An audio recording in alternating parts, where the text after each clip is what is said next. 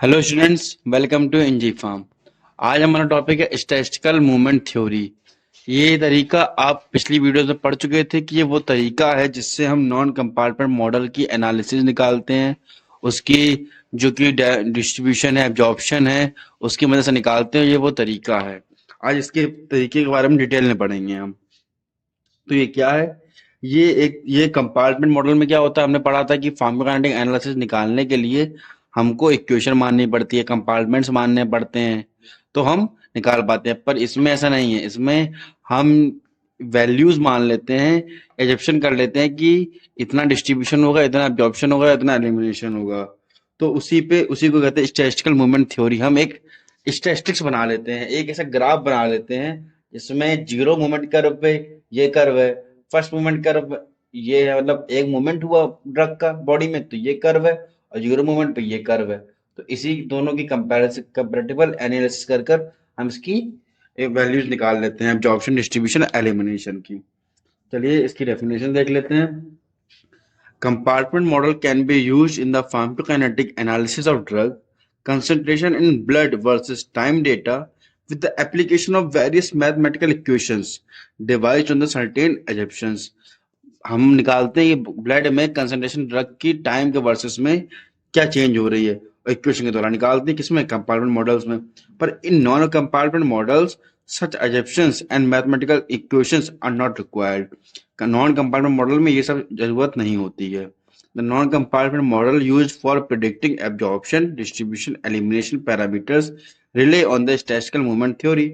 हम non compartment model में absorption, distribution और एलिमिनेशन को एक तरीके से एज्यूम कर लेते हैं उसके पैरामीटर्स और स्टैटिस्टिकल मूवमेंट थ्योरी की बेसिस पे।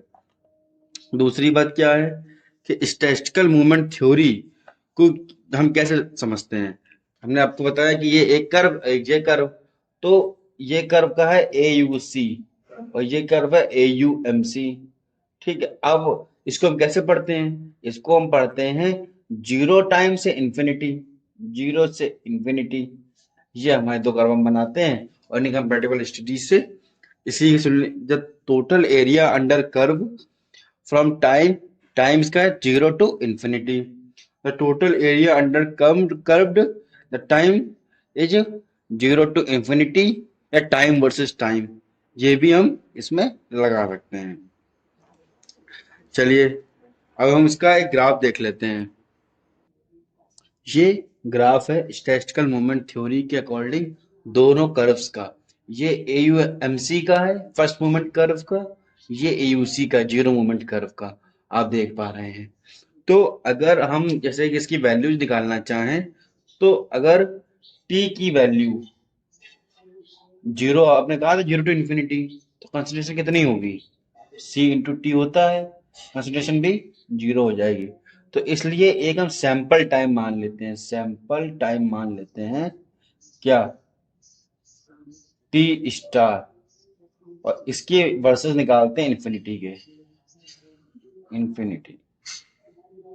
तो हमारी इक्वेशन जो बनेगी वो बनेगी A U C T star infinity, A U M C T star infinity, first movement curve में, जीरो मूवमेंट कर्व में। ये हमारी इक्वेशन बनेगी किसके respect to time, sample time respect to infinity.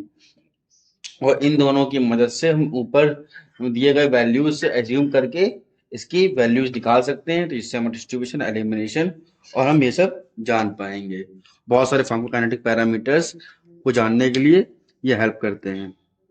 चलिए अब हम आगे पढ़ते हैं एडवांटेजेस और डिसएडवांटेजेस। अब हम एडवांटेजेस पढ़ेंगे। एडवांटेजेस क्या हैं इसके? आप पढ़ पा रहे होंगे, the simple algebraic equations are used for easy deviation. ये बहुत ही अलजेब्रिक इक्वेशन भी बनाई थी हमने AUC और AUMC करके, उसी से बन जाती है हमारी वैल्यूज अगर पुट होती हैं।